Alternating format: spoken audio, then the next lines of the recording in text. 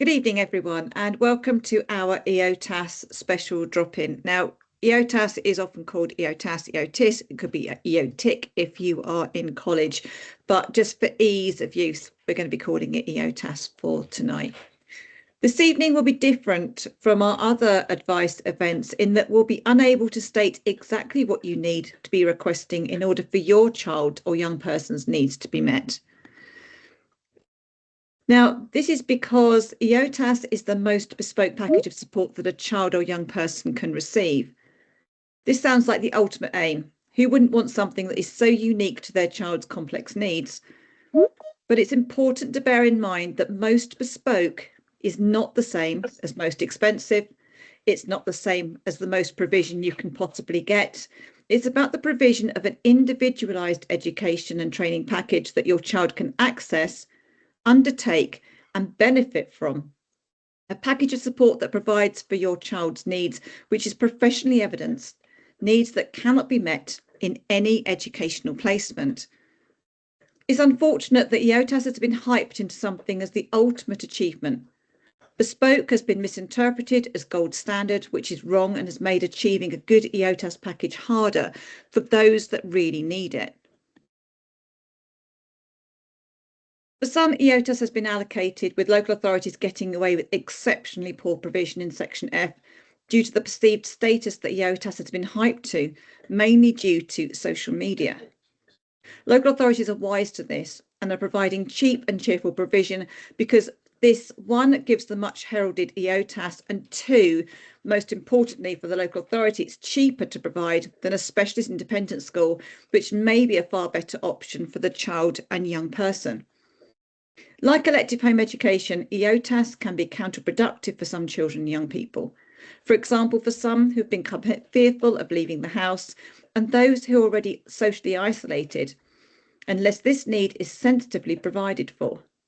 EOTAS can be limiting and demotivating if the provision is poor and it lacks the degree of variety that would be provided elsewhere. Secondary to this is the step towards time-restricted EOTAS. Many local authorities are now considering this as EOTAS 1 and EOTAS 2, with 1 being a view to a reintroduction into school placement following the next annual review, and 2 being a long-term provision. You must watch how your EOTAS is worded.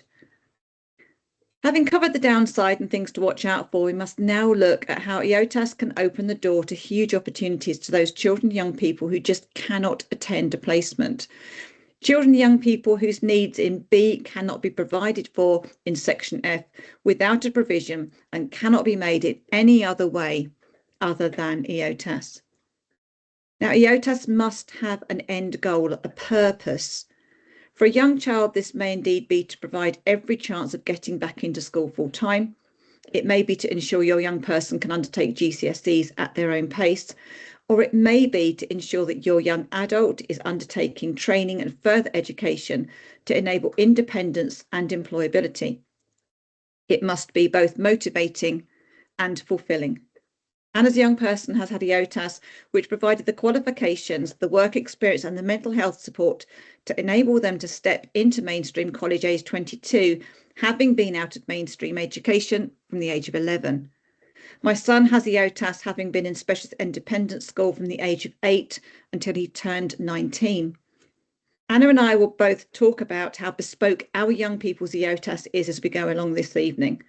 I'd like to add that this information is shared to inform and provide examples. Our young people have very different but very complex needs. This is why their EOTAS may surprise some people. Just like all things EHCP, this is not a game of top trumps.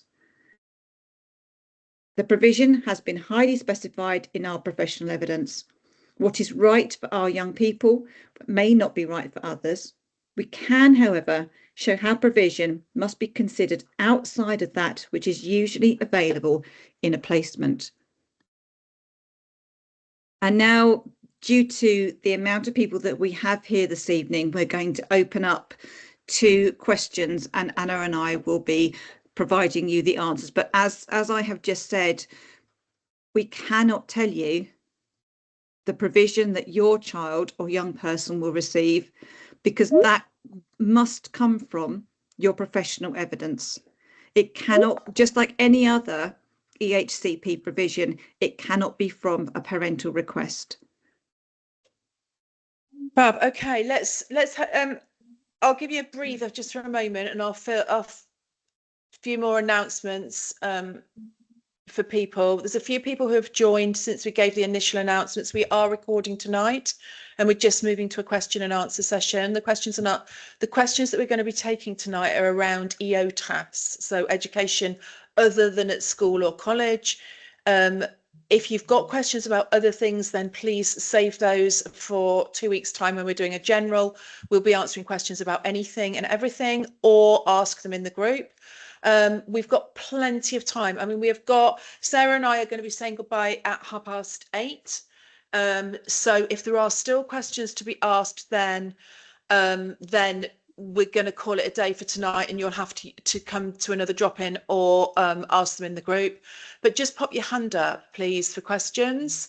It's fine if you post a question in the chat, that's fine. We're happy to read it from the chat, but you do need to put your hand up to get in the queue, because we're going to take hands up. So use the raised hand signal, and that'll give us a number 1, number 2, number 3, and we will ask the questions in those orders. But when we get to your question, please feel free to unmute yourself and ask it and chat with us. You know, the whole reason for us doing the questions and answers and limiting the numbers is so we can have a dialogue with you, really, rather than just take questions in the group and respond to those. If you are thinking of answering a question, please do put your hand up and get in the queue. If you change your mind, you can easily lower your hand. It's not a problem. But what we find sometimes on these drop-ins is people hang back, and then in the last 10 minutes, hundreds of hands shoot up because people think, oh, I really do want to ask one, but I haven't got long now. And then we haven't got time to answer them. So please do pop your hand up if you want to ask us. We are happy to answer general questions. We are happy to answer more specific questions about your case.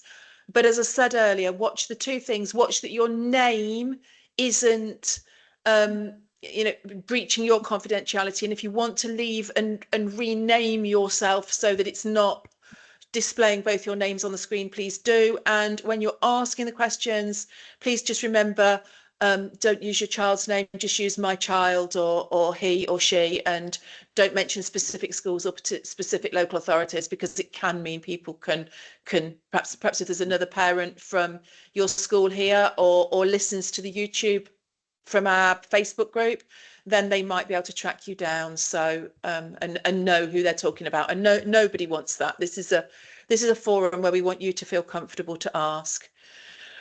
All right, should we move to our first question, which is from, I'll have it, XY. You've put a note in the chat, so I'll just be reading that, but please feel free to unmute and chat to us as well. If the LA doesn't agree to EOTAS, though 40+ schools have said they can't meet needs, and you've exhausted all schools, and you can't self-fund an EP update, how can you update the working document as it's currently in school-based format, i.e. Lego therapy? And that is the $60 million question, really, isn't it, Sarah? It's an utter nightmare, and it shouldn't be about the haves and have-nots as far as finances are concerned, but unfortunately, this is what we're seeing when we see some people coming on the group, and they'll say, oh, my local authority have offered me EOTAS. They haven't. They've offered you an alternative provision that is very, very cheap because of this, and it isn't fair, is it, Anna? No, it isn't fair at all. It isn't, not at all. I mean, realistically, the only way you are going to get a really robust EOTAS package that is incredibly child specific is by having an independent educational psychology assessment done.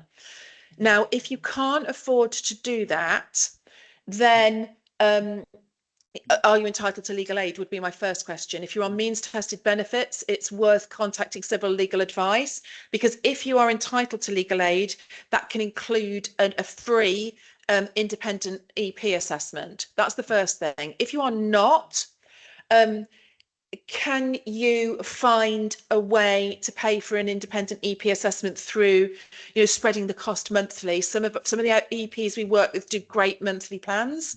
If that is still not an issue, and Sarah and I always say this is not worth, this is particularly if you've got a child out of school, this system is not worth getting yourself into financial difficulty for on top of everything else. It's not worth getting to the situation where you're struggling with food, you're struggling to pay basic bills, mortgages, rent. Absolutely not.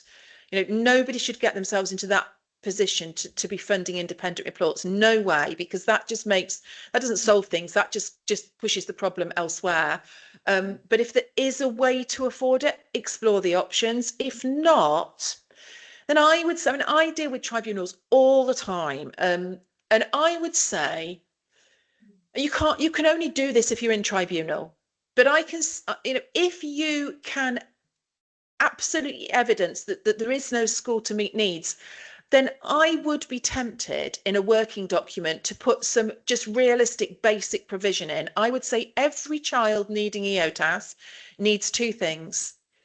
They need, as a minimum, they need two things. They need academic support. So that is going to come from teaching. And usually that's individual teaching for EOTAS. And usually it starts in the home. So I would be putting 6, 8, 10 hours one-to-one tuition in the home into that plan. You haven't got any evidence for it. And that's a problem. But ultimately, if I'm standing in front of a judge defending that at tribunal, I would be saying, where is the evidence it's not appropriate? That's what I was going to say, Anna. If there's no counter evidence, Yeah. then you have the evidence, and Yeah.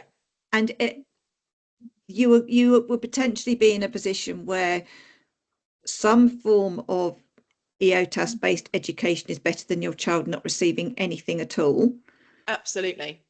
And for you not to have the responsibility of elective home education. I have also electively home educated, and you have more autonomy doing that because you don't have to evidence what you're doing, and you don't have to show the local authority where your money is being spent and how you are delivering it in the same way that you do with the EOTAS. But obviously you are funding all of that. Yeah. And I am not an educational psychologist, and even an educational psychologist couldn't give you an answer without doing a full assessment of a child. But as an educator, children need academics, so there needs to be some tuition in there, even for children who have got learning difficulties, learning disabilities. There does need to be some teaching in there, and I would say 6 hours minimum, 10 hours a week. Absolutely, up to looking towards 15 hours a week, particularly if they're heading towards GCSEs. The second thing that every child needs in an EOTAS package is to be working towards something outside of the house. So to be working towards something social, something emotional, somewhere where they're going to be able to meet peers in a low demand environment, meet other children who are in similar circumstances with specialist staff who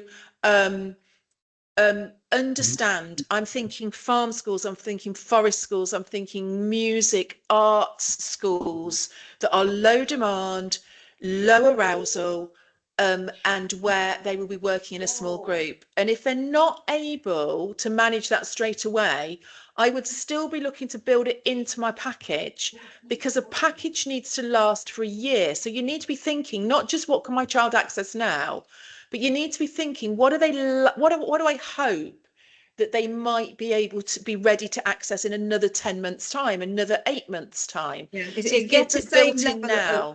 Of with all the HCPs, they are forward looking and they are ambitious for the child. And so, like Anna's saying, you are looking to put the building blocks in, particularly with a child who has really struggled to access any education for some period of time. You're looking to build that into, so you are moving forward, always moving forward with the provision that you have got, in order, as we said, to have an end goal. EOTAS it should not be something that is at a fixed spot. You should always be looking for there to be a purpose and a reason for why you're doing this in order to achieve the next steps. Yeah.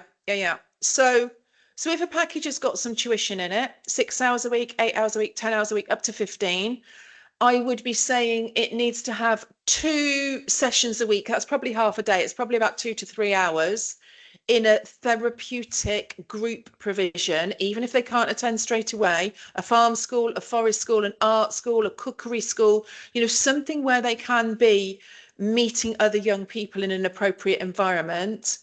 And then you're going to need, as a minimum, to resource both of those. So a catch-all like um, computer, online web resources, disposable resources, books and other relevant curriculum material to support their tuition would be fine, because the details of how much that costs would come in a different section. You don't put costs in F, but I would want to see how many hours in tuition, any skills and experience that the tutor needs to have. So they're likely to need to be trained and experienced at working with children with special educational needs. If your child's on the autistic spectrum with PDA profile, then they need to be trained and experienced in that. If they've got a learning disability, they need to be trained and experienced in that. Whatever your child's specific needs are, the number of hours in a therapeutic group provision. Now, you wouldn't name a provision. You don't name X tutoring company or Y forest school in section F. You name the type of provision for 2 reasons. One, if I name, I don't know, down the road forest school for 6 hours a week, and down the road forest school closes, or down the road forest school can't offer my child a place because they're full, if that's in section F, down the road forest school is in section F, nothing else can be provided other than down the road forest school, I'm shafted until the next annual review is processed. If it says 6 hours a week in a therapeutic outdoor education provision, then we can try down the road forest school. If that doesn't work, we can try across the road farm school. If that doesn't work, we can try, you're not tied to one specific provider. The specific providers will come in a budget which is outside of section F. It sits in section J, but it's decided outside of tribunal. If you've got a child that has a particular interest and talent, I mean, and this is where Sarah and I can talk about our children. I mean, my young person is rock climbing mad, has been since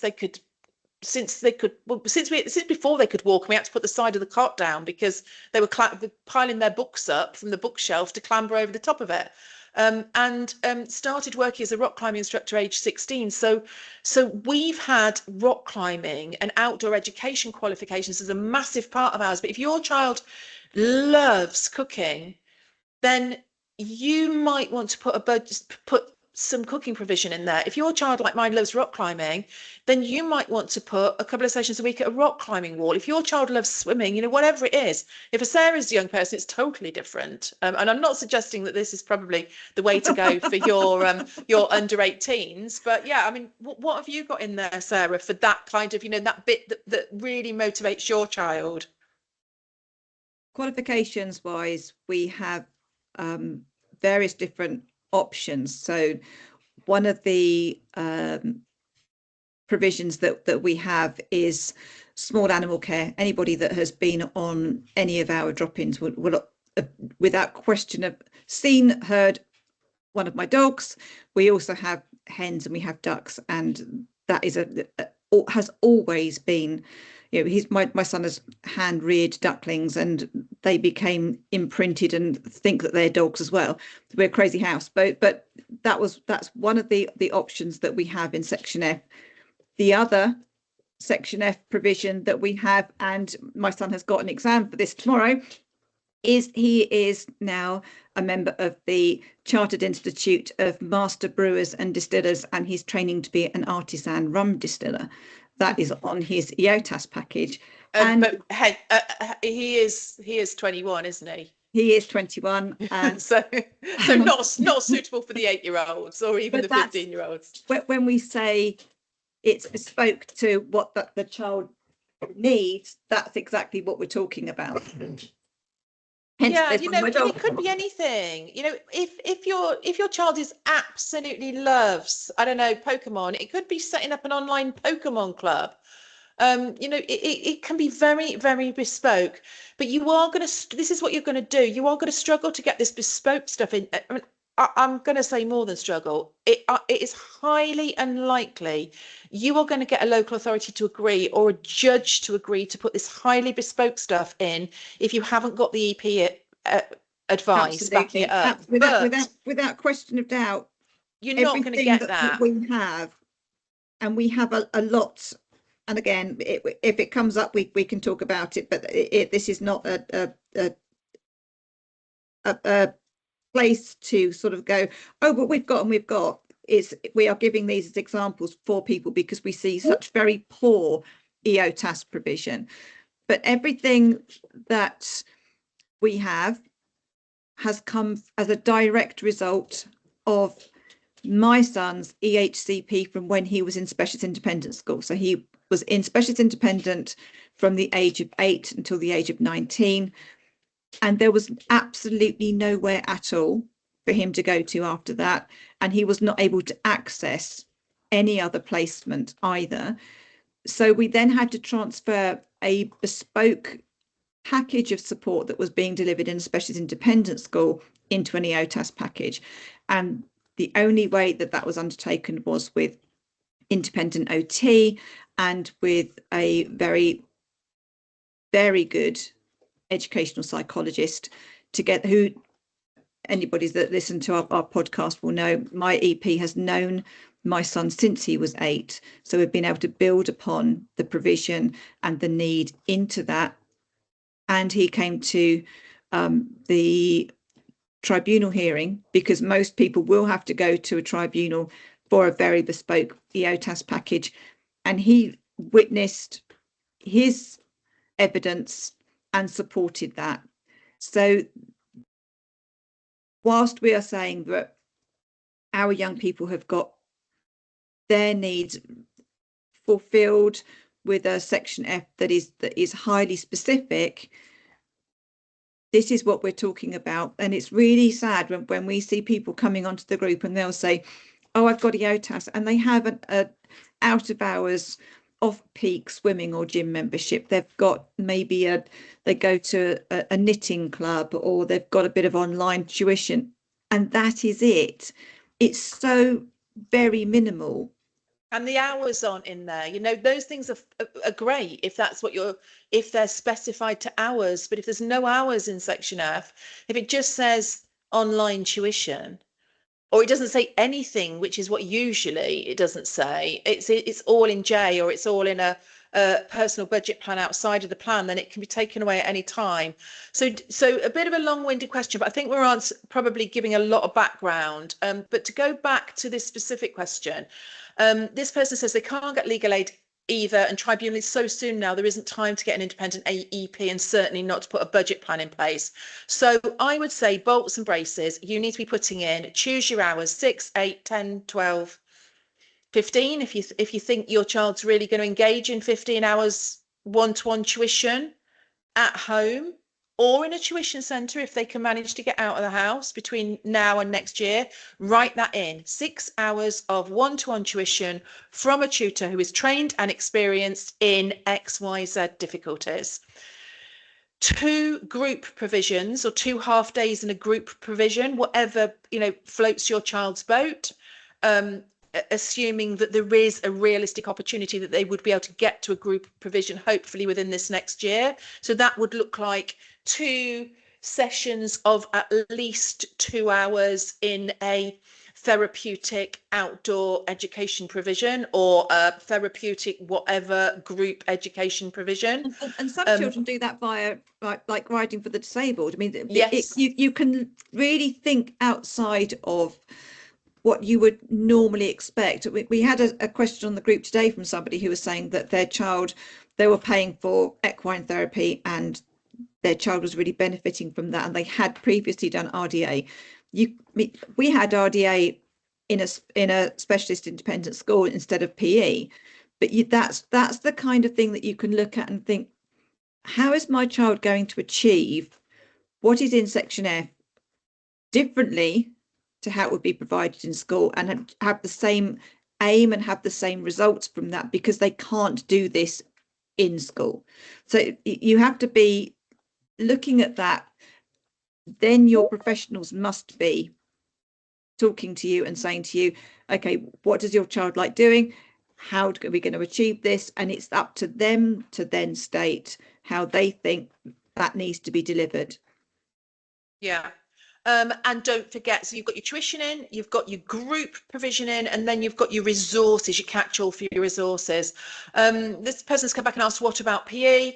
I mean, my kind of question back is, so what about PE? I mean, EOTAS is not providing a full school national curriculum. There is no expectation that a national curriculum should or will be provided through EOTAS. Therefore, no legal commitment to provide PE.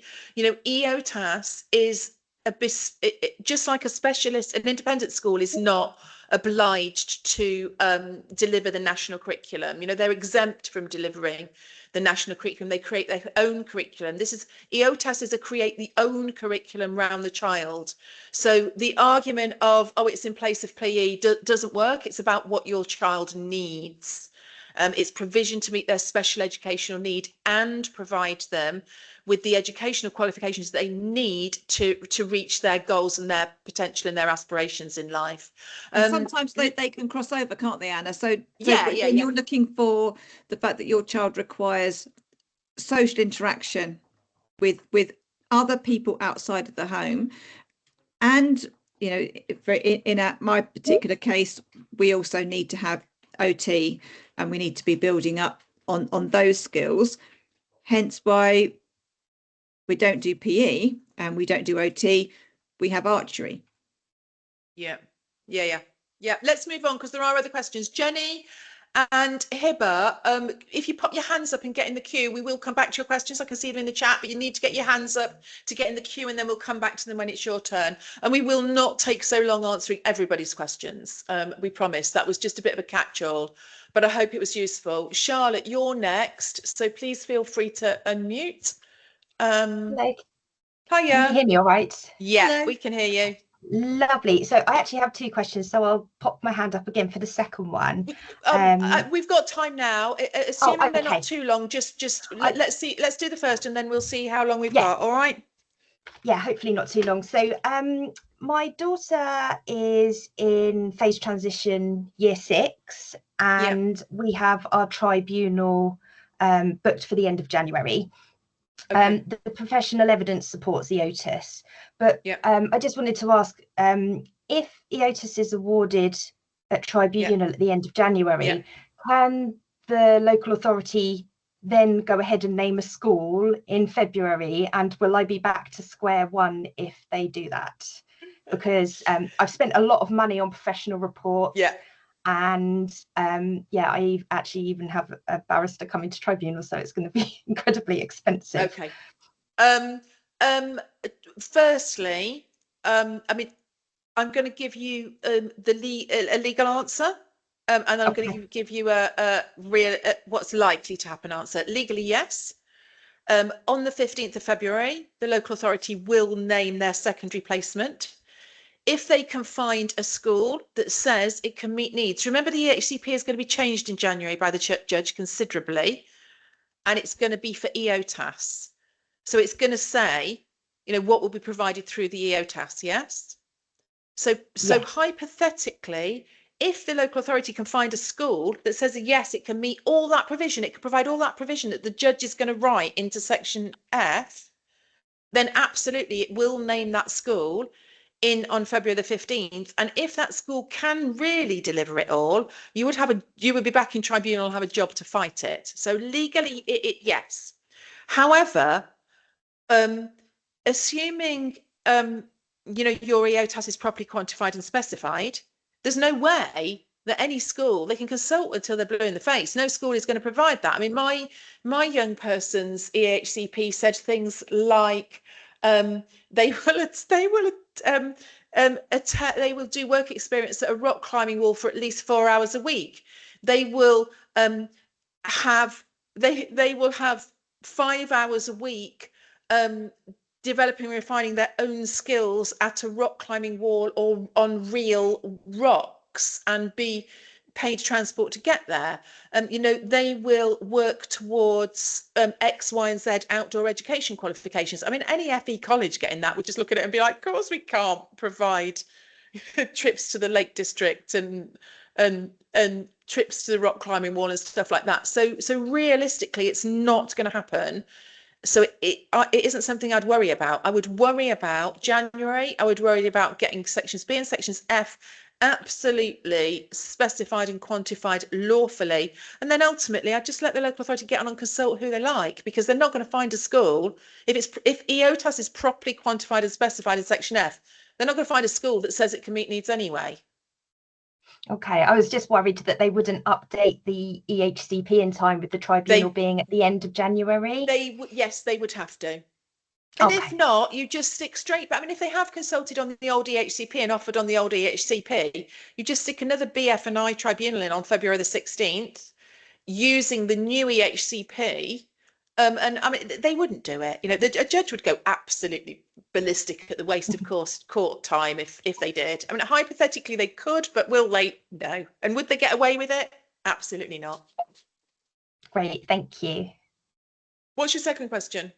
So the second question is, so I've got all the recommendations of provision to go into section F by the independent educational psychologist. And previously with the other evidence I submitted, I'd put together a EOTAS package proposal, which I sent to Sendist and the LA in the hope that they would take that to panel and agree that it was sensible before. They still might. There's plenty of time between now and January. Well, often 2 to 3 weeks beforehand is when they agree. Yeah, just after you can't cancel your professionals that you've paid for. Yeah. But you can still cancel the tribunal. Yes. Yeah. What I wanted to ask was, so the provision that's been recommended is more broad, like you previously suggested. So a minimum of 10 hours at an alternative provision, for example. But my proposal was a little bit more specific in which provisions, alternative provisions. Since May, when I submitted that, my one of the provisions I requested hasn't worked out for my daughter. So I was just wondering, do I need to submit an updated proposal? Are they bothered about that? Are they just going to go with what's in section F and leave us to hammer that out after tribunal? Yes, pretty much. I mean, the judge can only rule on sections B, F and I, unless you're also appealing health and social care, and then they can do an advisory order on those sections. So they cannot get involved in the nitty-gritty of who's going to provide and how much it costs.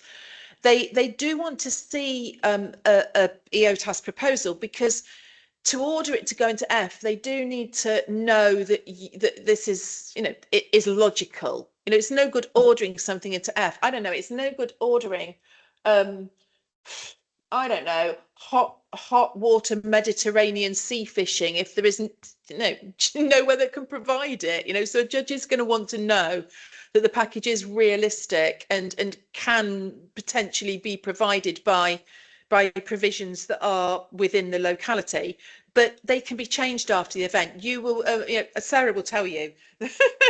Yeah. So that kind of stuff comes out. That's the next argument, and that's the bit nobody tells you, is that you get EOTAS ruled by a judge, and you get section F pretty well quantified and specified, and then sometimes within 5 weeks, the local authority have met with you and agreed a package and commissioned the provision, and it's starting, or provided you with a personal budget and it's starting. However, sometimes that is just the start of the next battle, isn't it, Sarah?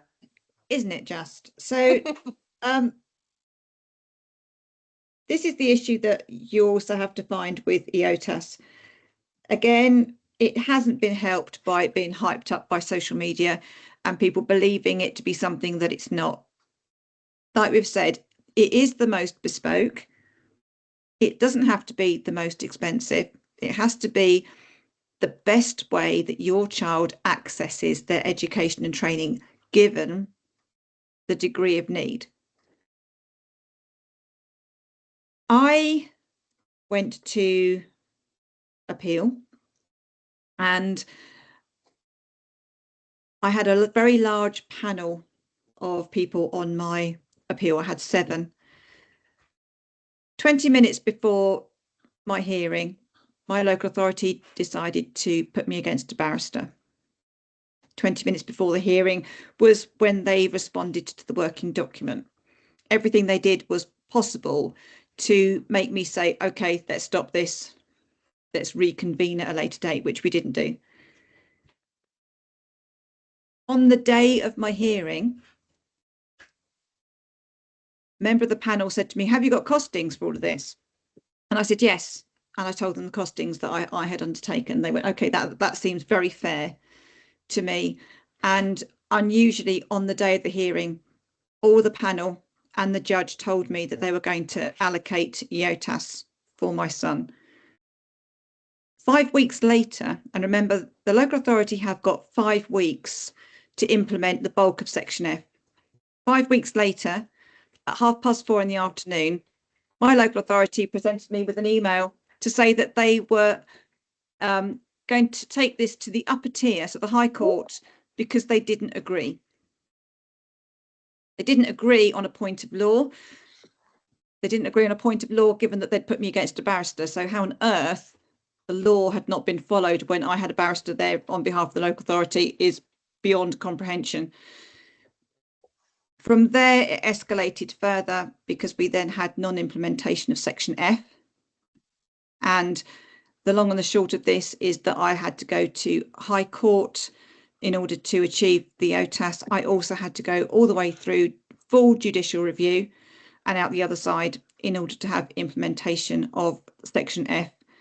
And in total, we were going through that for 23 months.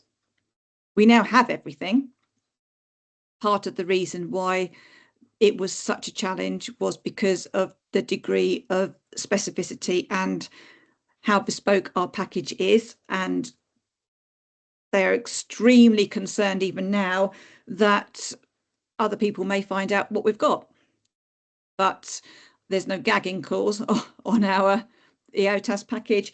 And as I've said, I am not here, as Anna is not here either, to do a top trumps. This is not about that. But what we are saying is that for some children and young people who absolutely cannot access their provision in any other way, and an example of that is that very unusually, my son has got the driving theory test, support for the driving theory test. He has the books in order to help him with that. And he also has driving lessons, which my local authority were not impressed about. He has a PA and he has a tutor and he has preparation for adulthood funding and he has allowances for travel, for petrol, for going out in to do things outside of the home. He has had the provision of tech, laptop, printer, office supplies, chair, table, because of the degree of his need. So don't accept poorly worded Section Fs. Do not accept poorly provided provision for your child because your local authority has told you we don't do that. They don't like doing it. But if that is the only way your child can access their education and training, and remember, my son was 19 when he left his specialist independent school. He's now 21, and his package of support was absolutely empty from the age of 19 until the beginning of this year. But he's thriving, and that's what it's about. Yeah, and I mean, we don't. I think this word of warning really is more to the parents who have got highly specified professional reports and a highly bespoke EOTAS package. Those are the ones that sometimes local authorities just sit on and don't provide. You know, I've worked on a number of cases where we've won highly bespoke packages that the local authorities then have just said, now force us to do it afterwards. You know, this is not a problem that I've come across with the more generalized packages, you know, packages that contain tuition, some access to some group therapeutic alternative provision and resources. It's not those kind that the local authority don't provide. In fact, if there are local providers that the local authority already have on their list and they can commission them to do them, those kind of EOTAS packages do get commissioned fairly simply, quickly and easily. It is the more highly bespoke ones that are more tricky, which is why, Charlotte, I think I just thought about that with yours. You know, that argument does come after the actual getting them to provide does come after the event.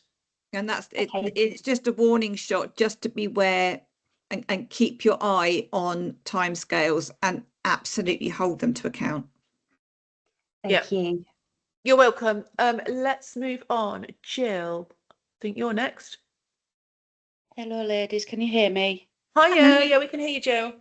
Hello. You're going to hate man. You're going to hate it.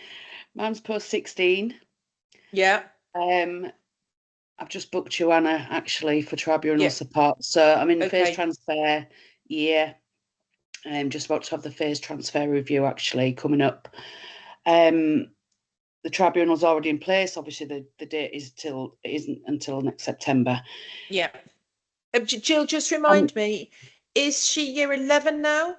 She's year 11. Yeah, she'll be 16. Okay, so potentially so that can be brought forward. You know, it won't be brought forward much, but it could maybe be brought forward to summer term on after March the 31st. Okay. Yeah, I've got a little bit of a concern today that I've received through our sharing portal with the City Council. There's the setting that they've named currently is what I'm obviously appealing against. Yeah. There's a whole issue around class sizes and things like that they can't provide. That wording needs tightening up in the document. You'll see all this when I obviously see it all. I've just received a message through the portal where the head of the setting that I'm currently appealing against has put in a witness statement on behalf of the local authority in the tribunal, and they now magically can provide this small classroom setting. Mm-hmm. I don't believe it for 1 second. I have no idea how they're going to do it. They've not explained it to me, not talked to me about it or anything. So that's one little bit. So that's going to go against my, please can I have some EOTAS instead? And then I'm a bit confused how it works post 16 from going from having an EHCP that's describing a school setting and in classrooms and things like that. How does that then transpire into like college or sixth form, that sort of environment? I'm a little bit confused. Okay. Because obviously my EP report is talking about a school, you know, a school setting. How does that then transpire into to going forwards for somewhere like a college? Well, I think there's two. We'll need to have a good look at it in the working document process, but there's two options. I mean, yes, you use common sense. If the child is no longer going to be in school, then you take out school provision. You don't need professional evidence for that. If you've got professional evidence that EOTAS is necessary, then by default that is professional evidence that school or college is not appropriate. So you take out any provision that's about. And that's what we do at draft check, isn't it, Anna? Yeah. So we will remove anything at all that says school or teaching and support staff. It will be tutors and PA. So you immediately, when you go into draft check or when Anna's doing a working document, you remove anything that is stating that this is happening within a school or a placement provision. Yeah, and then so the first bit is apply common sense, and the second bit is that if an EP report is quite old, and it can be, with it taking 14 to 16 months to get to tribunal, if you've had an EP done during, you know, a year before for an annual review or for an EHC needs assessment, and then finally you wing a no to EOTAS and an inappropriate school named out of your local authority, it can easily be 12 months. And then you put in an appeal, and that's another 12, 14 months down the line, by the time you're heading towards appeal, the evidence can be extremely out of date, especially if you've had a key stage transition within that time. So it might be that if I'm providing working document support or full tribunal support, I do a lot of working documents and for EOTAS as well, which includes, either doing the full, everything for the working document, or doing a legality check on working documents that parents have done. Then I might be saying, look, it really is worth going back to your EP and getting an addendum done. And an addendum is just an addition. It's not a full-on report. It doesn't have the cost of a full report all the time. It's often just a phone call with you, and a Teams call maybe with the young person or the child if they're able to engage in that, but if not. Where the EP then just doesn't a page or two update report, and often the update basically just says, I've done a review of this young person, and my advice dated whenever it was 2 years ago still stands in its entirety, and that then brings that advice up to the current day. But it can say things like, any previous reference to school should now be superseded by whatever, or these provisions no longer remain appropriate because the child is now a young person post 16. So an addendum, it's really hard to say an addendum is the way to update EP report in a pretty easy, cost efficient way. Yes, but we have both done that too, haven't we, Anna? So yeah. On mine, my addendum was just a page of A4, just saying that all previous need remained, and new provision must be, and then it listed the new provision, and that's when it also included, because of the length of time and the implications on my son's mental health from not having provision being made.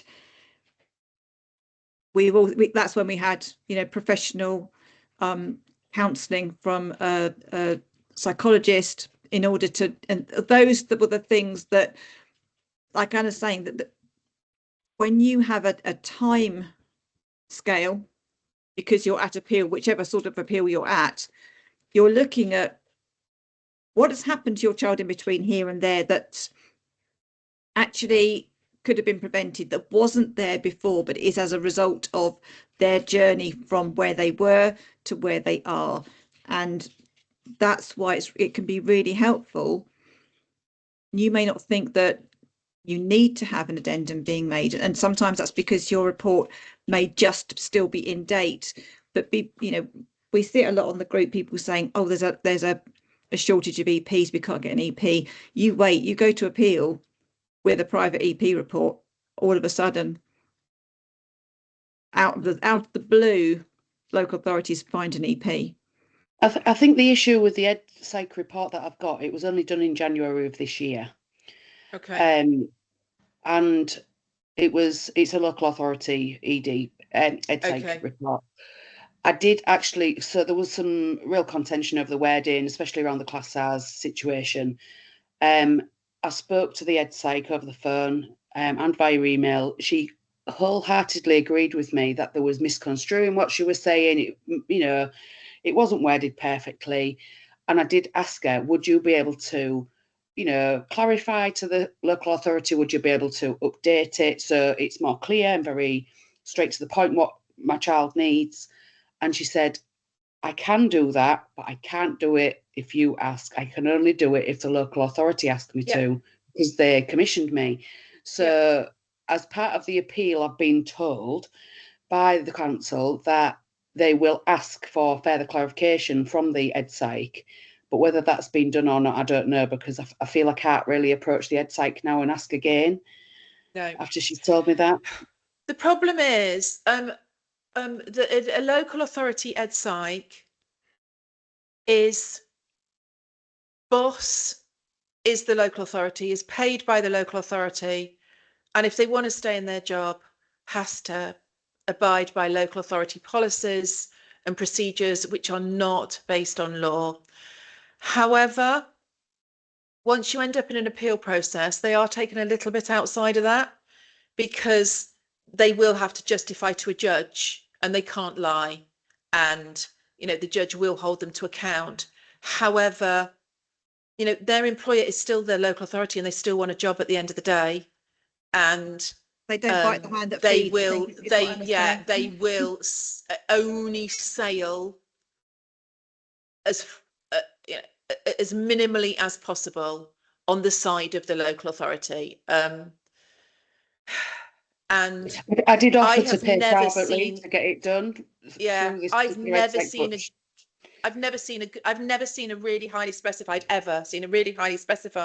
and quantified EOTAS package coming out of a local authority EP assessment. Okay. But that's something we can talk about, Jill. I'll go back and talk to Rebecca, because it might be, what I often do, what I often end up doing with clients that are looking for full support is providing just working document support, and them using then time and money to go and seek an independent EP report. But don't worry about that now. We can talk about that one-on-one. We will book a meeting and talk about that. All right. Don't worry about it tonight. And I need to do a case review first. And I need to have a look, because I'm working working without seeing it all at the moment. So don't worry. And the one good thing of it, this is me, those of you that work with me, I always do like to try and find a silver lining. The one good thing about appeals taking 12 months is there's plenty of time. We don't need to rush into any worries or decision making right now. There's plenty of time. All right. Okay, yeah, that's brilliant. Thank you. Okay. Jenny, have you put a note in the chat? I think you have. Let me have a look. At tribunal next month for a place at a specialist independent non-section 141 that my child can no longer cope with. JADR on Monday. Can I change my appeal to EOTAS? Yes. This is likely to be cheaper than the 75k for the special school. That's not legally relevant, but we'll come back to that in a minute. What is the judge likely to say? Okay. Yes, you can change your mind to EOTAS.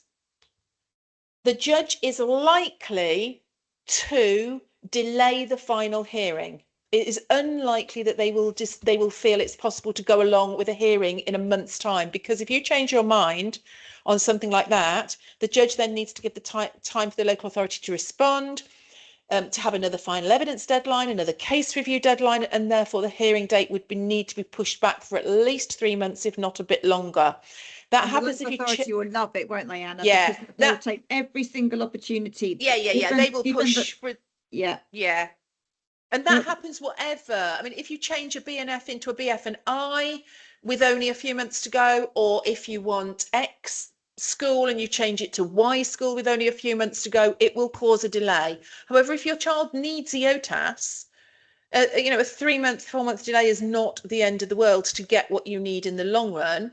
But the judge will, if you've changed your parental preference, the judge has to accept that. They will accept that, but it's likely to cause a delay.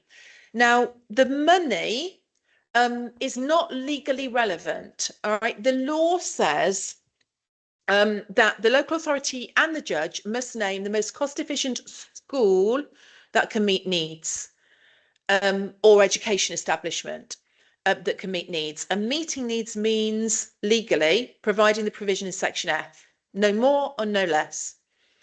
That is not relevant to EOTAS. There is no cost to EOTAS. You cannot and will not get EOTAS because it's cheaper than the local authority's preferred school. The legal test for EOTAS is that it would be inappropriate for education provision to be made in any school setting. And lawfully, that doesn't just mean that there isn't a school setting in travelling distance. It means that if you looked in the whole country, it would be inappropriate for provision to be made in a school. So for my young person, that was because they were on the edge of hospital admission. They were significantly unwell and couldn't leave the house. So it wouldn't matter if there was an absolute perfect school down the road that could provide all the climbing and outdoor and everything. It wouldn't matter because they couldn't get out the house. So that's why it was inappropriate. And we had educational psychologists saying that. So you've got to, the only thing you need to prove legally for EOTAS is that it would be inappropriate for education to be made in any education setting, for the provision to be made in any education setting. An appropriate is a high legal test. Don't be fooled. It is a high legal test. And sorry, just one more thing. So I'm thinking about this. And there's two things that local authorities do. They either say it would be absolutely fine, this child can attend X school and it would be absolutely fine, and X school comes along and says, yes, of course we can meet needs, we've met thousands of children like this, we've met their needs, they might be in their bedroom now, but we get them out and they come in and it's all hunky-dory and wonderful and fantastic and amazing. That's one strategy the local authority will use, and then it's very difficult for a judge to say no because the legal test is met. There is a school saying it can meet needs. The other thing they do, if they can't find a school, they say it's not that it's inappropriate for provision to be made in any school. It's that this child is too unwell. This is a health issue. They are too unwell to engage in any education.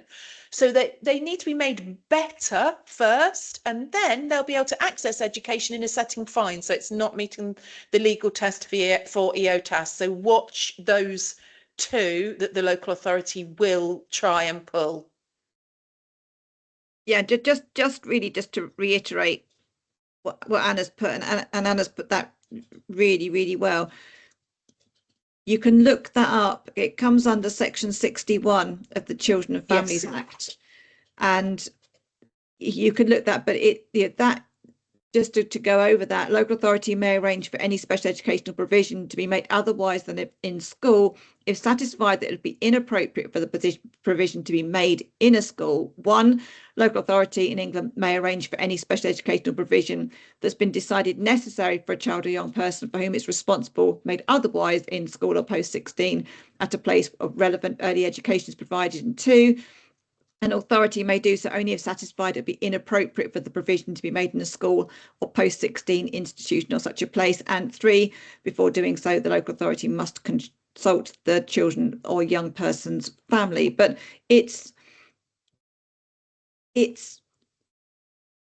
in law about how this must be decided, and there is case law to support that if the child doesn't attend a school or other institution at all, section I is left blank because that is then for EOTAS. But there is a lot more to it than meets the eye, including when you're then going into how you're going to be funding this. Are you going to get a personal budget? Are you having a direct payment? I mean, there's a lot more to it than first appears. Yeah, and we haven't even talked about personal budget and direct payment, but just briefly, personal budgets and direct payments are not part of the tribunal. They're the negotiations after the tribunal. And there are no guarantees to a personal budget and direct payment. It is up to the local authority how they provide the provision that the tribunal's ordered. There's nothing you can do about that. They can choose to commission it all themselves or try to. They can choose to commission some of it themselves and to agree to provide you with a personal budget for some of it, or they may agree for you to have a direct payments through a personal budget for all of it. But it's not down. That's not down to a tribunal to decide or down to a parent. That is totally at the local authority's decision making to decide how they provide it. They must provide it, but how they do it is down to them. Just as a little aside. So I think that probably answers. Let's move on because we've got three more. I mean, realistically, looking at the time, we're not going to have time for any more hands. So if you've still got questions, or you've got questions that aren't about EOTAS, so we're not answering them tonight, come to our general drop-in in 2 weeks' time. They're not as busy as the EOTAS one, or answer in the group. Ask the questions in the group, and we'll put answers in there.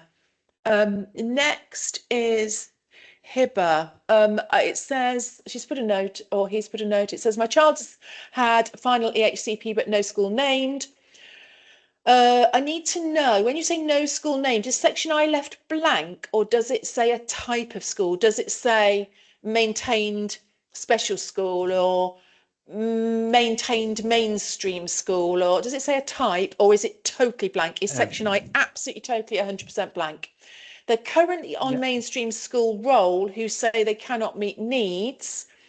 and they provide him with a reduced timetable of 3 days a week, totaling 3 hours a week. Schools say they will exclude my child if I don't accept this, as my child tends to bite when unsettled. My child has autism and is non-communicative. That's a section. That's a section B and F issue, though, isn't it? Because you're in a mainstream setting. You've still got. This is the thing that you can. It's very difficult to jump from a mainstream setting straight into EOTAS, because you can evidence that your child cannot attend mainstream school, that mainstream has failed. What you cannot do is do the next jump. You cannot evidence that your child's needs cannot be met in a maintained special school. You cannot evidence that your child's needs cannot be met in a independent specialist setting. And a lot of the time, the difficulty that you have with the placement is because your B and F are incorrect. So you must make sure that your sections B and F are cross-referenced to all of your professional evidence, and that all of your professional evidence is absolutely identifying your child's needs. And that goes back to, for every need, there must be a provision being made. And if that EHCP is incorrectly worded, it's full of coulds, woulds, opportunities, would benefit from, staff, adults, it's not small groups, and not telling you how small the group is. If it's not specific, then the issue is not necessarily with the fact that your child cannot attend the school. The issue is that the EHCP is not fit for purpose. And if the EHCP is not fit for purpose, that can also be why the school is not either implementing correctly and not delivering the provision because it hasn't been specified and quantified correctly, or because you're just not in the right type of school. I can explain more, Hiba. Yeah. So as a EHSPC, so they mentioned mainstream. They didn't mention. Okay. In section I, it says mainstream, does it? Health transition from early years to mainstream. So we submit appeal because he's not fitting for our child. That's correct. They consult 3 special schools. They said no space, and they consult this mainstream. The mainstream already had place before the plan. So they consult this mainstream. They said cannot meet his need. And the local authority trying to push him to name this current school, which they said cannot meet his need. And when he starts, he's in reception. Now he's 4 years and 2 months. He will be 5 years in August 2026. So they said because he is non-communicative, so cannot speak even sign language. They said we start by 1 hour to settle. Then after that we can progress. Then because if it's distress or anything, he's try to bite like way of communication. I don't like that. Or if you force him, he's tried to bite one of the staff looking after him one-to-one. So they said because he's unsettled. He was unsettled because one child screamed beside him. Because of that, he get distress. So they reduced that. They said 3 days a week and 1 hour. So it will be total for 3 hours a week. They said you can option to say no. If you say no, we'll exclude their child. So our concern now about if they exclude our child, so does it affect his future education? And now they send a paper to sign. I don't like to sign. So above in the paper, like positive handling plan. So the date of plan September, review date January. Mentioned in the paper, proactive strategy using the school, reduced timetables. They didn't specify how many days, how many hours, and they mentioned undirected time. Then they mentioned outside time dash use of year 1 outdoor area only. At the 3 days only is being in the yard, see, not inside, because I think they don't have space. They have only sensory room. They said our child feel confined, so it's better to be in the yard. I said, if it is rainy weather, where it will be like that. So it is, Okay, So can I main just check question. something? Can I just check, did you say your child's 5 in August 2026? Yes. Okay, unfortunately, the problem is that they're not statutory school age yet. Yeah, I know. They're not statutory school age until September 2026, the term after their 5th birthday. So that means that the local authority are not obliged to provide them with a full-time education under law, and you're not obliged to send them until they are statutory school age. It's a bit of an anomaly in the law, really. So in terms of forcing the school or the local authority to offer more than a part-time timetable is very difficult. You'd have to go along, you couldn't go along alternative provision routes, so section 19, you'd have to go along routes of disability discrimination that the school are making against the child. But realistically, you know, a school will then just have a child in full time, wait until they hurt somebody and then permanently exclude them. I mean, yes, you know, if they've got children in their school who are hurting adults and other children, and they can build up a picture of them doing that repeatedly, then yes, they are allowed to permanently exclude. So you're stuck really between a bit of a rock and a hard place. Yeah. But I mean, my advice would always be to work with the school. It's also worth noting that the local authority do have a duty to provide all of Section F provision. So you can use the formal complaints process if they're failing, because he's not in school for enough time, they're not providing Section F provision. You can use the local authority formal complaints process to complain against that. You'd still need to make sure that your EHCP is enforceable in order to do that, though. Yes. I think that particularly with a very early stage EHCP, particularly we find this with children who are very young, and local authorities are very aware that at this particular point, parents aren't as experienced with reading EHCPs and looking at how provisions should and shouldn't be worded. And if your EHCP is poorly worded and poorly referenced, then even if you had the very best school placement, if you had people, it's not enforceable, and that would equally be doing your child a disservice. But the local authority are not going to tell you that. Yeah, but the good news is that by putting in an appeal, you've done exactly the right thing. I've been in this situation many times with reception children who have been placed in mainstream schools when it's absolutely inappropriate, and an appeal will sort it out. But you do have a bit of a long period of time. I mean, in some ways, if the school permanently excluded him, the local authority then would be obliged to provide something more appropriate. And if he was permanently excluded, realistically, it would sit. It wouldn't cause him any detriment in future. I mean, getting permanently excluded from reception is an indicator that the local authority have failed and the school have failed, not that your child has failed. It wouldn't cause any significant long-term detriment to his education, but it's not something that any child wants to happen to them, or any parent wants to allow to happen to their child. And you know, it's horrific to think that you know, permanent exclusion is even used for 4-year-old children, but sometimes it can actually be a bit of a blessing, because it does force them. At the moment, while he's on school roll and the school are kind of putting a sticking plaster over it, the local authority will just leave the school to it. And it's evidencing that need is not being met. Absolutely. Yeah, it is. His need is not met just because they don't have facility, only being inside or outside. So they don't have another facility, other space to be and to provide his need like that. So we don't like to be excluded. Maybe probably, as you're suggesting, to be flexible with the school until we hear the appeal like that. Yeah, and keep going with the appeal. I'm sure you know that the appeal will be what resolves this. So keep going with your appeal. It's exactly the right thing. All right. Yeah. If the school exclude him, that will not affect his appeal. Am I right?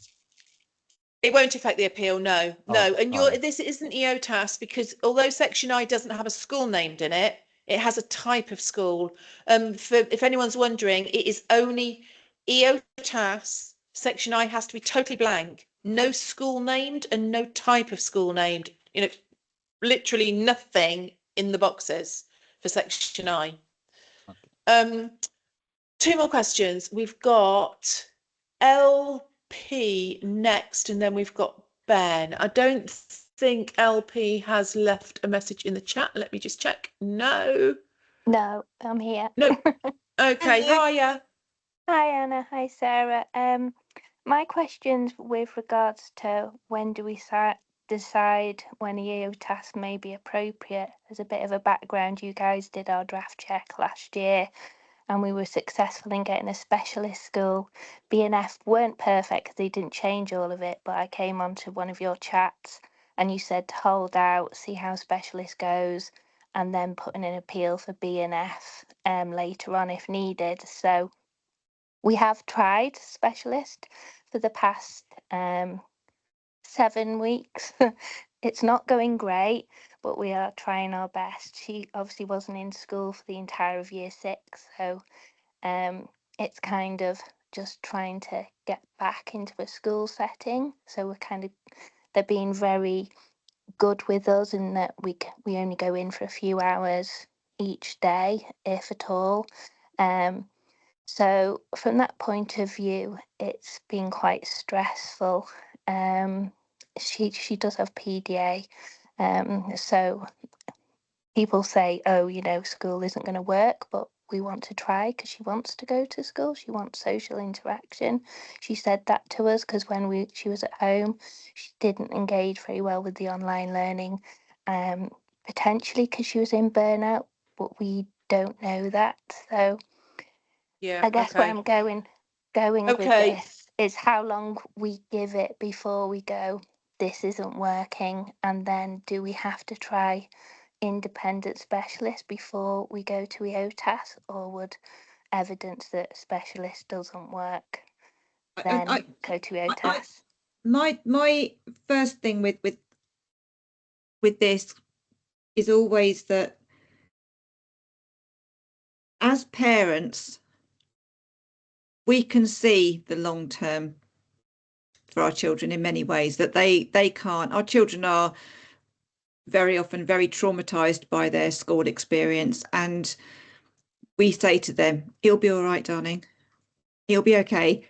They don't know that, and so they go back into education and they are waiting for it all to go wrong again, and they don't know that the new school is going to be there and they're going to be helping them. And I think that sometimes we expect an EHCP to be a magic wand that's going to be a very quick fix, because we have worked so hard to do this. We've put everything into it, and all of our hopes and dreams for our children are in this document, and we want it to work now. And I think that we need to be very mindful that it's extremely difficult for our children to accept anything because of the experience that they've had, and this is lived experience, and it's not that we can say to them, oh, don't worry about it, darling, it's going to be fine. They know that that's not the case. And I know that our fab Facebook admin manager has a young person who extremely traumatized by school, and it took her young person a year to actually relax enough to be able to fully engage and accept going back into a placement. And that's not unusual for many children, but we all hope that it's going to happen very quickly, but a lot of the time this is months, isn't it, Anna, rather than weeks? Oh gosh, I mean, that's what I'm thinking. Yeah. I mean, I'm sitting here thinking exactly the same. I mean, my response is 7 weeks. If the child is attending at all, that's a win right now. When my child at year 7 transition had been out of school for 2.5 years, and had been in mental health breakdown during that time, and it took them 3 years to settle into school, and they started an hour a week. Was where we started, and we built up over 3 years, and they didn't really settle until for 3 years. So it's 7 weeks is absolutely not going to be enough. You have got, remember that law says that for EOTAS to be given, it's got to be inappropriate for education, for provision to be made in any school. So when do you start thinking about EOTAS? Well, you can start thinking, researching, looking, you know, having a plan B at any point. But realistically, there's no point asking the local authority for EOTAS until either the school is saying, we cannot meet needs, and it would be inappropriate for, not because there's better schools out there, but because it would be inappropriate for provision to be made in any school. This child is not in a place to access school currently, and that's got to be coming from the school, or that has got to be very firmly evidenced in an educational psychology report or an appropriate health professional report. And that's the point when you are ready to be asking for EOTAS. Yes, you can be thinking about it beforehand, but you know, if your child is managing to get into school to some degree and it's building very, very, very slowly over time, then that is evidence that school is appropriate right now. And yeah, I mean, the parent, I'm thinking about the EOTAS, the EOTAS cases that I've seen, you know, have had children who've not been accessing anything other than maybe some EOTAS type provision for years, 2 years, 3 years, and there is professional evidence, and all the schools are saying no, they can't meet needs. You know, it's a very high legal test to win.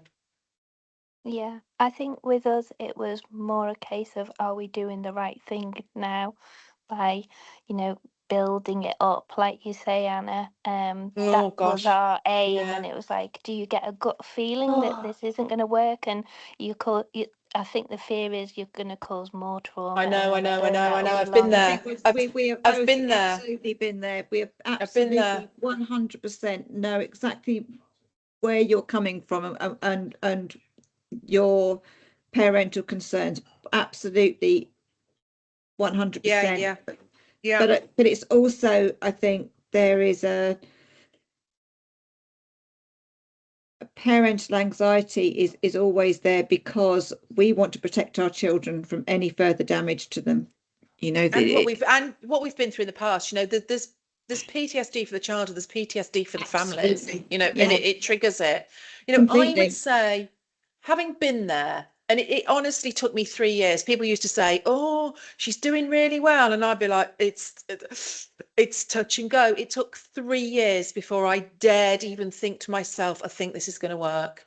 I think this is working.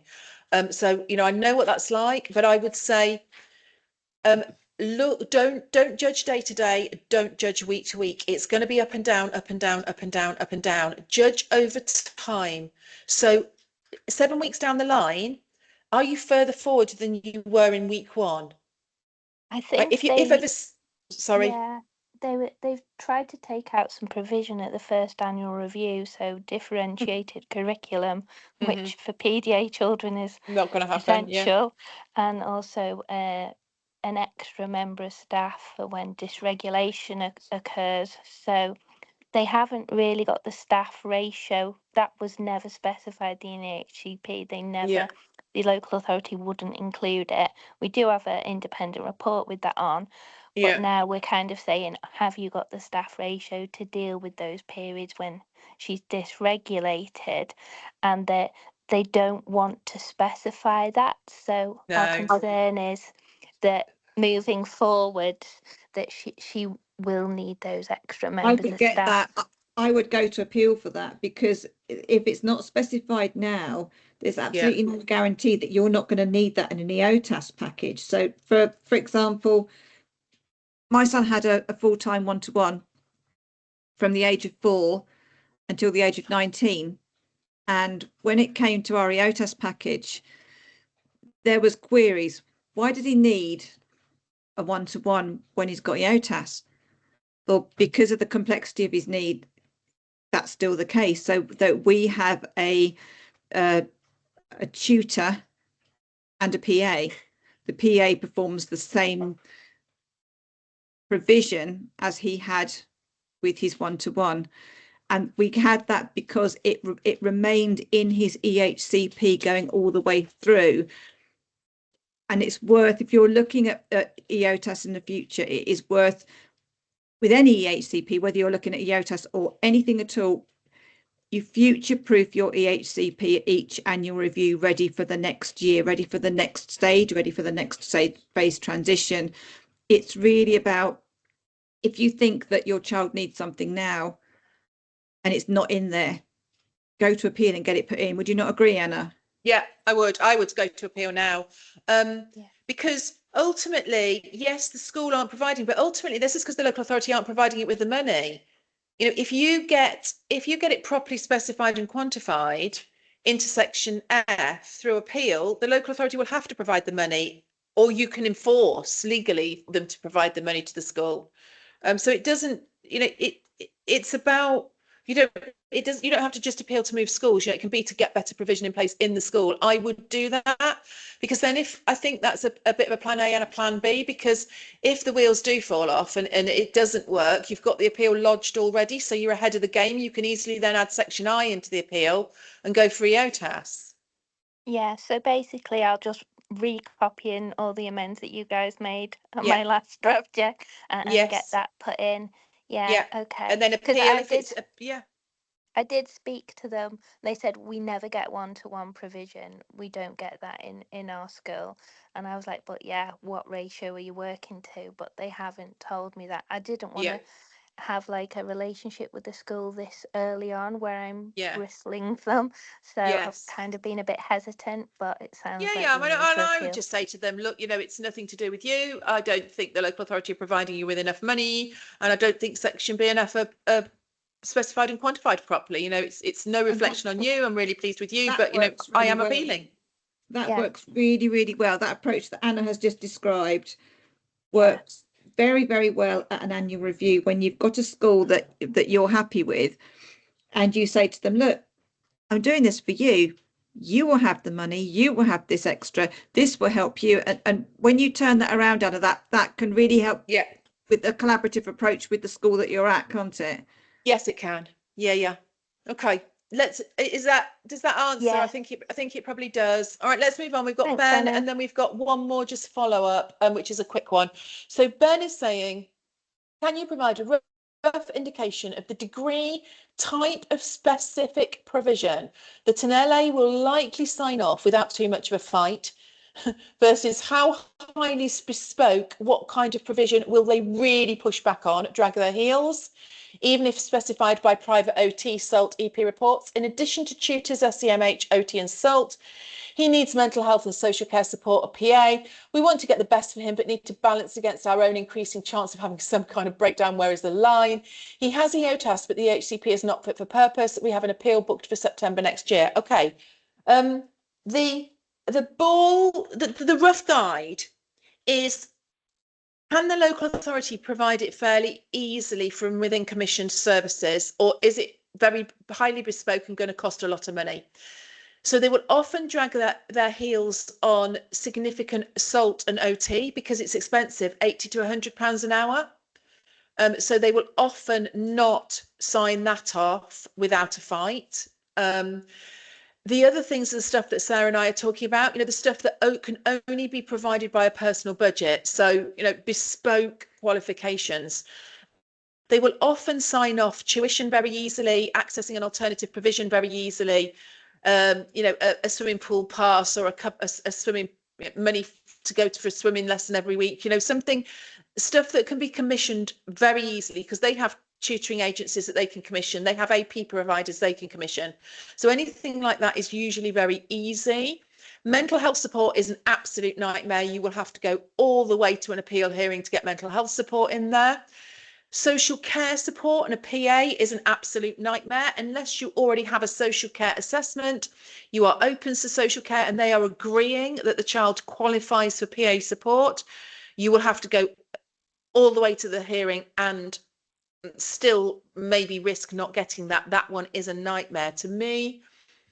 the ones you're going to fight, the sliding scale for me is easy wins, tutors, accessing therapeutic, animal farm, outdoor education, horse provision, anything else that's on the local authorities local offer, accessing that, easy win.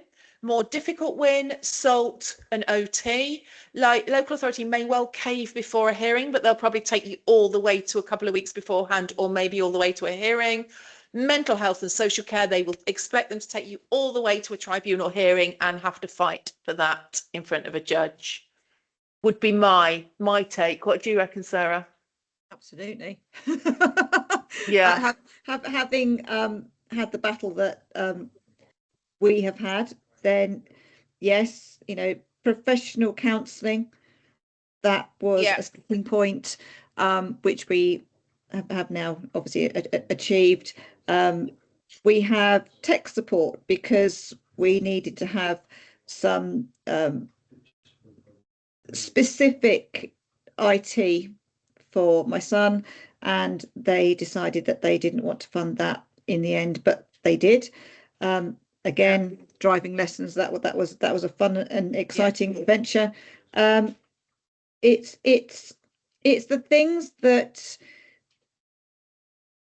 your local authority are looking at and going, A, we don't want to do that because we've never done it before. We don't want to set the precedent for other families. Yeah, absolutely. And B, we don't really understand that why we should be doing this and what is the benefit of it. And that goes all the way back to your bog standard, if you like, EHCP in a mainstream school. They still look at that and think, what's the point? I don't want to put it in, when actually the child needs it. And so it's not essentially that your EHCP must be any different. It still must be as specific and quantified as it is when your child's in school or in college. It's just how that is written in order to provide that in a different way. Yeah, but going back to the local offer, Ben, pretty much anything that's in the local offer is going to be a pretty easy win in an EOTAS package because the local authority can commission it directly. So he's already got SALT and OT specified in his EOTAS package that was signed off in April, as well as tutor and SEMH. The additional parts, the mental health and the social care support. So we just had a private EP assessment, and he is going to recommend that we have assessments for both of these requirements, and from discussion with you, Anna, work towards thinking about whether or not we can identify that as necessary for his ability to access education, and therefore specify in section F. As you might recall, the main benefits is that he's going to be 18 in January. But really, it's just about. Okay, so we've got the sort of four cornerstones, if you like, of tutors, SALT, OT, and SEMH already in the EOTAS, and maybe naively, I assume that they're unlikely to take those away at this point. But really, he needs. No, they won't take them away. And social care support in order to address the fundamental issues that he has, which are preventing and being a barrier to his engagement and to him accessing education when we find suitable provision to deliver it. And so really understanding, how much more of a fight is it going to be to get those things in there, which we see as fundamental and inherently necessary. And I remember, much Ben, longer a road have we got. They're older as well, aren't they? They're post 16. In fact, I think they're post 18. So we'll be 18 in January. And it's it's easier at that stage. They will take you all the way. I think you have to expect that they take you all the way. I think what defeats us in this argument is getting hopeful, and they play on this by helping us feel hopeful that it'll resolve beforehand. And then when it doesn't, us having to find that extra energy to fight on. Yeah. So pace yourself. It's a marathon, not a sprint. Pace yourself and expect it to go all the way. And then if it does resolve sooner, great. But if it doesn't, you've paced yourself and you've got the energy to go all the way. But in my view, and your local authority is a different local authority to mine, but in my view, the mental health support is the real fight, because they will say it is health, not education. And you've got to convince a judge through your professional evidence, and it's not impossible to do or even that difficult on the day, that this isn't health support, this is educational support to meet an educational need, and or it's therapy that educates and trains. That is, yeah, that is the sticking point that we also were looking at with having counselling support. Mm-hmm. Yeah, and it's actually much easier with an older child, you know, particularly post 18, you know, an adult child, because it's very difficult for a judge to suggest that mental health support is not education and training when you're looking at a young person accessing, you know, adulthood, and they can't because their mental health is holding them back. You know, I think it's much easier when at the age of our young people than it is for those with real little ones getting mental health support in there. And you know, my other kind of a piece of advice about it is what you've got in there is pretty good. You're right, it's pretty good. So anything else is you know, icing on the cake is the wrong word, because I know your individual case and I know that it's not icing on the cake. It's absolutely necessary, but you've got nothing to lose. You've got a good package already. So you've got nothing to lose by letting this tick and taking it all the way. Yeah, it's just like I say, the mental and emotional toll on us. Yeah. In the interim, and particularly hearing Sarah, you know, the shenanigans that were pulled last minute. Oh yeah. And how we stand up to that. And this is why when I do these and people ask me questions, I'm not, you know, everyone knows I always say, but I will cry, and it gets me because this is our children, when they get to the age that they are, they've done absolutely everything possible within their education to do everything they can. They have got right through to the end, and they're being failed at the end. And that is absolutely inexcusable. And I hear you and I feel you, and I absolutely know where you're coming from when you say that the trauma this is not just for your child, this is for you as well, because you are fighting right for your child. Now young person will then become an adult, but their rights to be an independent adult in the way that they possibly can, and it shouldn't be that we are still fighting when our children get to this age. So I'm absolutely with you on that. And yeah, you know, Sarah's story is true. It's horrific and it's not unheard of, but it's not my story. You know, I went to tribunal for also a highly bespoke EOTAS package, got it, and my local authority just paid me the personal budget and I had it in place within 2 weeks. So it's not the story for everybody. And also Sarah's authority are renowned for this kind of malarkey. The same one as mine. It's not the same one as yours, no. And yours isn't the same one as mine, no. It's not the same one as yours. So, and I don't have any evidence that I have worked a lot with your local authority, and I don't have any evidence that this is the way your local authority work, but we know it's the way Sarah's work. I mean, Sarah's local authority are they always the worst, Sarah? They are. If you've got we were saying that this isn't a top trumps game, but we could do top trumps of local authorities. We can do top trumps of bad local authorities, yeah. They would get the 10 out of 10, particularly for sort of vexatious, for absolutely. I mean, we have local authorities but who when they publish the statistics, when they publish the tribunal statistics and the LGSO statistics, and for local authorities, yours are always up there in the top 5, aren't they? But they know what they're doing. We have some local authorities that we deal with, and actually it is because they are, you know, they're sort of wandering around in the dark without a torch, and they don't know what they're doing. Unfortunately, mine know exactly what they're doing and would appear to take great pleasure in doing so. Yeah, ours in the same way is sort of willfully incompetent, and it cannot be coincidence that at every single opportunity they, you know, make a mistake, etc., which just drags it out, prolongs things, forces a reset, etc., at every possible turn.